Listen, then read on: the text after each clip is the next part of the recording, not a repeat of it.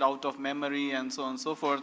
So there might be variations, and I mean now these variations become part of the text. So I think instead of correcting them, it's better to keep them as it is, and probably the original, as you say, the reference which you find can be just cross-referred to in the apparatus. That would be one thing. And in terms of language, I mean, all these phonetic peculiarities, are there to be, that will be a real question. I mean, we would also face that when we do our Panyasa Jataka stuff in Nagari. So, yeah, that needs to be really considered, whether to kind of really accept it as a peculiarity of Thai Pali, and even though there's only one Pali, as Bante said. But, okay. So that is but that would be a question. I would rather kind of accept it as a peculiarity of the particular regional Pali. I mean, I don't know. I mean, we'll have to discuss it further. Like, it cannot be so easy. Okay, but I think Alicia's suggestion is good, that whatever you may decide, the critical apparatus may be simplified. Even if you make this, these changes, need not mention them every time, because if you have this peculiarities noted, that ba is always replaced by pa and so on and so forth, then this could be mentioned in the introduction, and then you can just present a plain text, because those footnotes are not really giving anything additional to the reader. So I think that suggestion is really good and worth following. Yeah. That can be done. Yeah. So there are questions.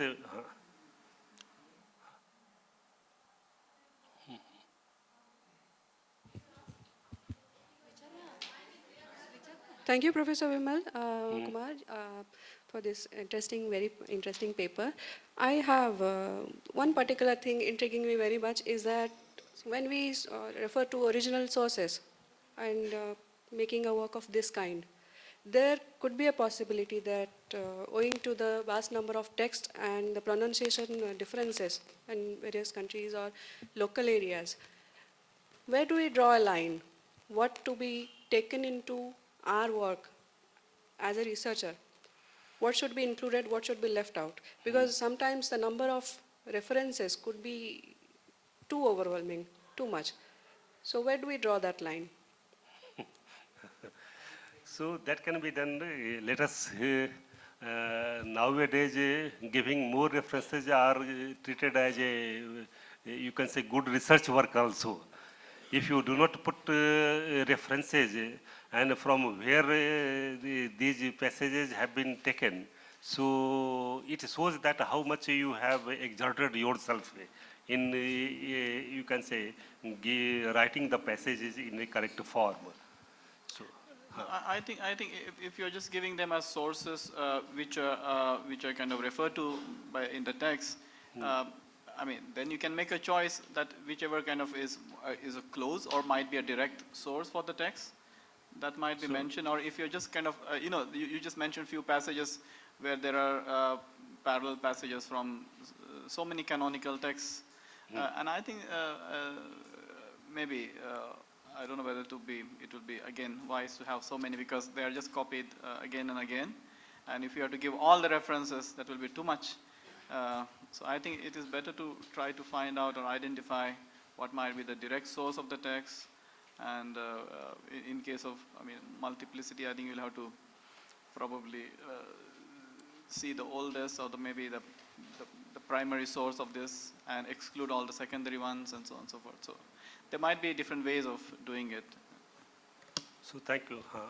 Thank you, sir, for the wonderful lecture. It is not a question, it is just a comment with extension to what Alex has suggested, the option he has given regarding Indo-Chinese or Indo-Thai. Why can't we retain it?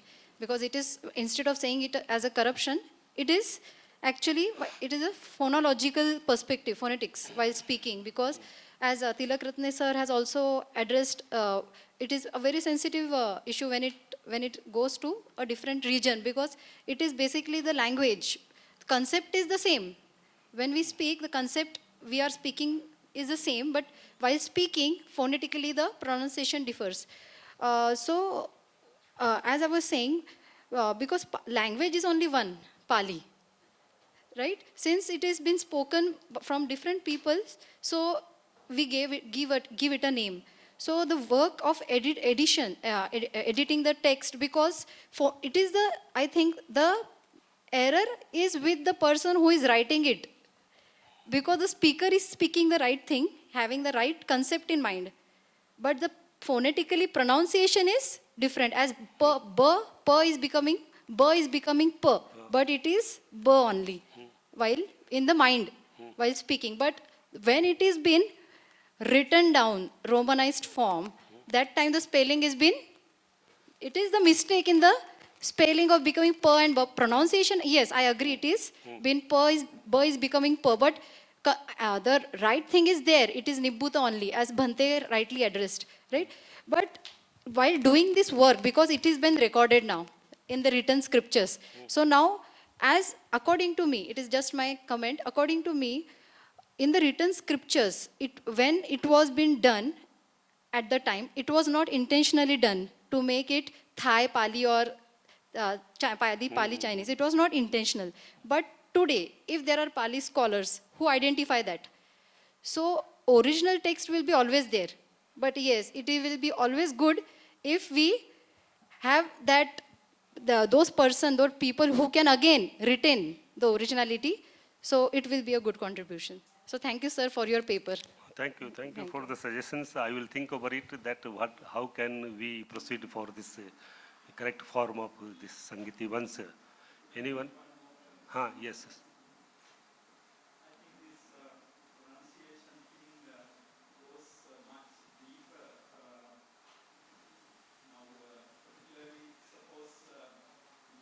Can you please hold the mic close to your mouth? It has a green light. I don't know this. Okay, now you're on the... No, it has a much deeper implication if you take ecclesiastical activities, as many of us know.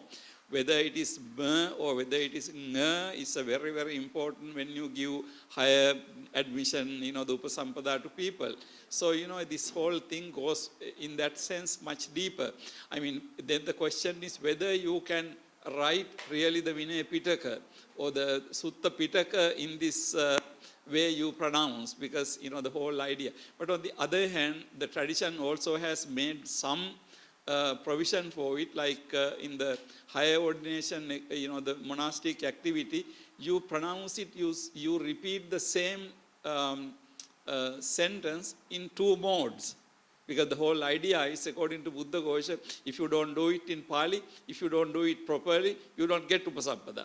So it's so crucial that you pronounce it correctly. So therefore, I think, the issue we are discussing has much deeper implications. I think one way would be to, the all Pali scholars to get together and, make, certain allowances to these, the local changes. Another way would be to put it in sort of the right way to write it, but then, whatever the pronunciation you have. But anyhow, I mean, I don't think there is the right way to do that, so it has to be agreed upon. So thank you. See, in India, there was a tradition of editing of the Pali text.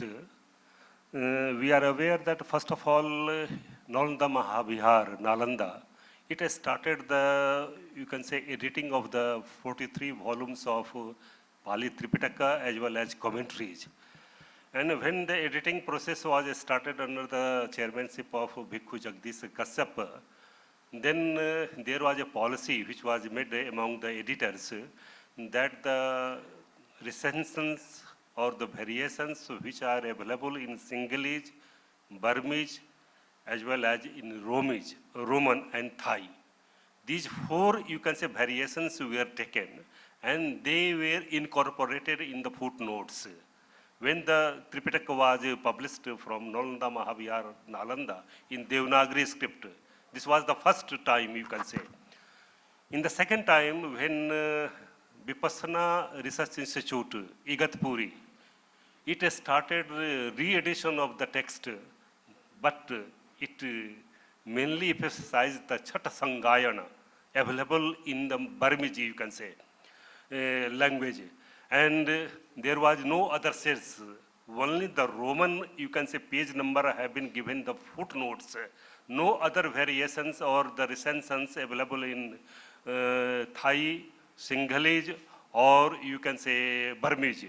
They were Burmese, they are talking. So they took only Burmese, you can say. They have given the main, you can say, text of all Tripitakas, commentaries in their Chat Sangayana available. Whatever they composed at the Chat Sangayana, they have been published, these commentaries from the, you can say, no variations have been put inside the text.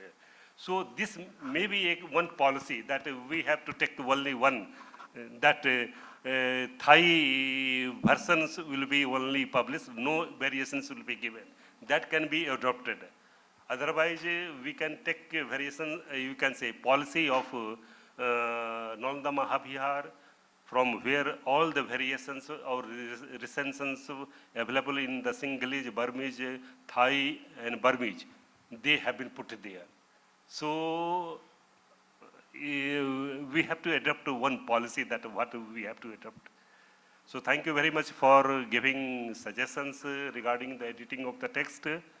Thank you very much. Thank you. Thanks a lot. So it's time for lunch. Yeah. So Kalu. And then we will come back again at 2 for the last session for today. And yeah, so with Daniel, yes.